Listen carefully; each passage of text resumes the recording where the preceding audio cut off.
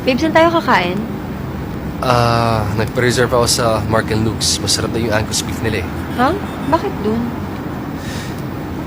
Saan mo ba gusto? Ikaw? Sinabi ko na kung saan ko gusto eh. Ayaw mo naman.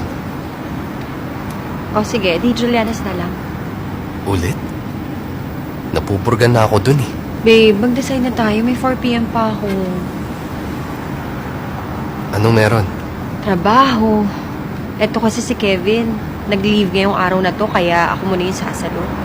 Buti pa to si Kevin eh, no? Nakakapag-leave eh. Minsan na nga lang tayo nagkikita. Nagmamadali ka pa. Babe, alam ko busy ka. Alam ko hati ang oras mo. Pero, sana naman pag babe time, babe time.